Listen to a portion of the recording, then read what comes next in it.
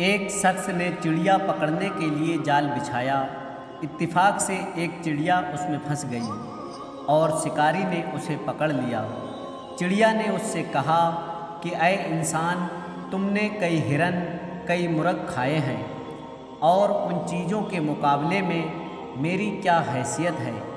ذرا سا گوشت میرے جسم میں ہے، اس سے تمہارا کیا ہوگا؟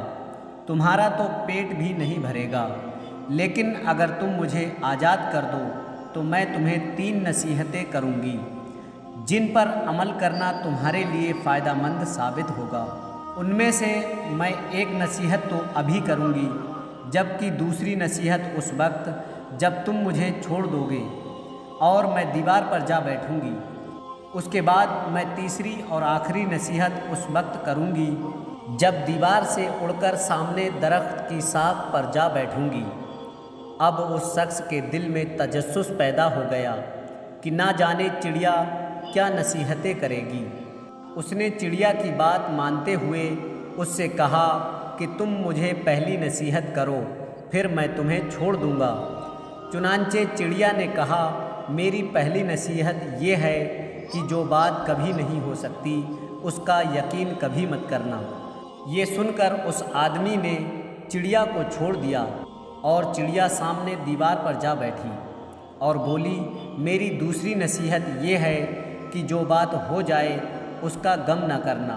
اور پھر کہنے لگی کہ اے بھلے مانس، کہ تم نے مجھے چھوڑ کر بہت بڑی غلطی کی ہے، کیونکہ میرے پیٹ میں پاؤ بھر کا انتہائی قیمتی پتھر ہے، اور اگر تم مجھے اور میرے پیٹ سے یہ موتی نکال لیتے تو اس کے فروخت کرنے سے تمہیں اس قدر دولت حاصل ہوتی کہ تمہاری آنے والی کئی نسلوں کے لیے کافی ہوتی اور تم بہت بڑے رئیس ہو جاتے۔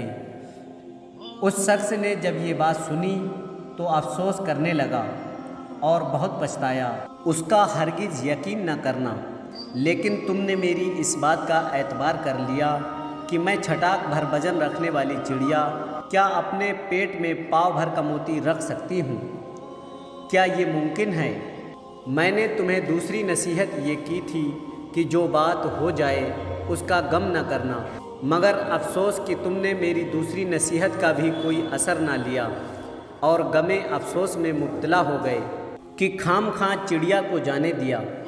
تمہیں کوئی بھی نصیحت کرنا بالکل بیکار ہے۔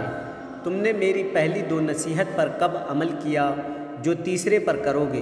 تم تو نصیحت کے قابل ہی نہیں۔ یہ کہتے ہوئے چڑیا پھر سے اڑی اور ہوا میں پرواز کر گئی۔ وہ شخص وہیں کھڑا چڑیا کی باتوں کو سوچتا رہا۔ دوستوں، وہ لوگ بہت ہی خوش نصیب ہوتے ہیں جن کے یہاں کوئی نصیحت کرنے والا ہو۔ ہم اکثر خود کو الیکل سمجھتے ہوئے اپنے مخلص دوستوں اور بزرگوں کی نصیحت پر کان نہیں دھرتے، اور اس میں نقصان ہمارا ہی ہوتا ہے۔ دوستوں، جن کی زندگی میں کوئی نصیحت کرنے والا نہیں ہے، اس شخص کی مثال ایسے باغ کی طرح ہے جس باغ کا کوئی مالی نہ ہو اور وہ مالی کے بغیر ویران ہی رہتا ہے۔ تو میرے پیارے اور عزیز دوستوں، آج کی ویڈیو میں اتنا ہی۔ امید ہے آپ لوگوں کو یہ ویڈیو پسند آیا ہوگا۔ دوستوں، ویڈیو پسند آنے کی صورت میں ثواب کی نیت سے اس ویڈیو کو ایک لائک کر کے اپنے قریبی لوگوں میں شیئر ضرور کریں۔